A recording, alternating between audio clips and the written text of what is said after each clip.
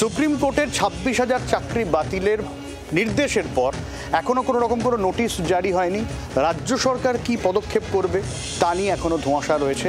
এই অবস্থায় সোমবার মুখ্যমন্ত্রী মমতা বন্দ্যোপাধ্যায়ের সঙ্গে চাকরি প্রার্থীদের সাক্ষাতের দিকে তাকিয়ে রয়েছে সব মহল। কি সিদ্ধান্ত নেন মুখ্যমন্ত্রী তাই অপেক্ষায় যোগ্য চাকরি যাদের হারিয়েছে তারা।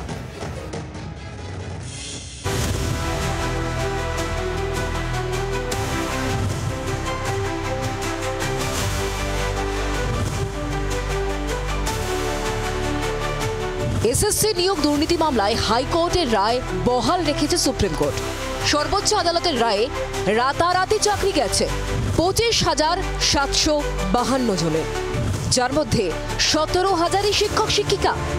একসঙ্গে এত শিক্ষক শিক্ষিকার চাকরি বাতিল হওয়ায় রাজ্যে স্কুলগুলো চালানো নিয়ে চরম অনিশ্চয়তা তৈরি হয়েছে।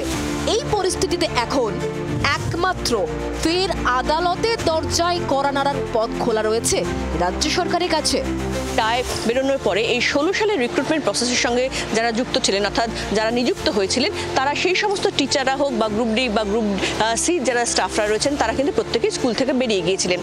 তার কারণ গোটা প্যানেলটাই সেক্ষেত্রে বাতিল বলে ঘোষণা হয়েছিল। আজকেও তারা স্কুলে যাননি।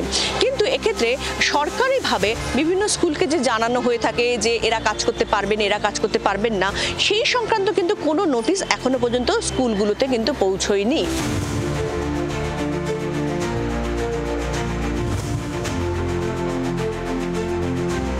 পড়াশোনার ক্ষেত্রে সমস্যা হতে পারে, সেই কথা মাথায় রেখেই কি তাহলে সরকার নতুন কোনো ভাবনা কিছু ভাবছে, যাতে এক্ষেত্রে যতদিন না পর্যন্ত এই সিলেকশন প্রসেসটা শেষ হচ্ছে ততদিন পর্যন্ত এক্ষেত্রে এই যে ভ্যাকুমটা 17,000 চলে গেলে যে ভ্যাকুমটা বা যে শূন্যতা তৈরি হবে সেইটা কোনোভাবে মেটানো যায়।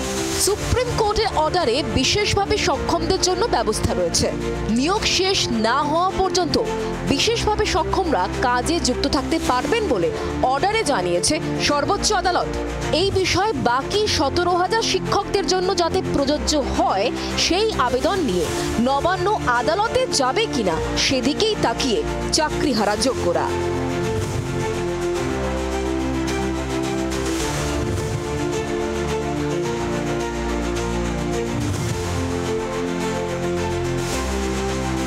সোমবার থেকে রাজ্যের বিভিন্ন স্কুলে উচ্চ মাধ্যমিকের অর্থাৎ ক্লাস 12-এর যে ক্লাস অর্থাৎ থার্ড সেমিস্টারের যে ক্লাস, সেই ক্লাস কিন্তু শুরু হতে চলেছে।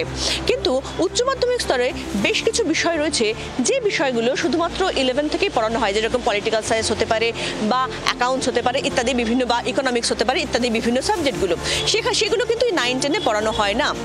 বহু স্কুল এই ঘটনার পরে দেখা যাচ্ছে যে সেখানে এই সাবজেক্টগুলো পড়ানোর জন্য একজন মাত্র টিচার ছিলেন, যে টিচার এই 16 সালের যে রিক্রুটমেন্ট প্রসেস, সেই রিক্রুটমেন্ট প্রসেস থেকেই কিন্তু নিযুক্ত হয়েছিলেন। আগামী দিনে দ্বাদশ শ্রেণীর এই বিষয়ে কে পড়াবেন তা নিয়ে কপালে চিন্তার ভাঁজ পড়েছে একাধিক স্কুলের প্রধান শিক্ষক শিক্ষিকাদের। ক্যামেরায় কানাইয়ের সঙ্গে শ্রেয়সী গঙ্গোপাধ্যায়ের রিপোর্ট, জি 24 ঘন্টা।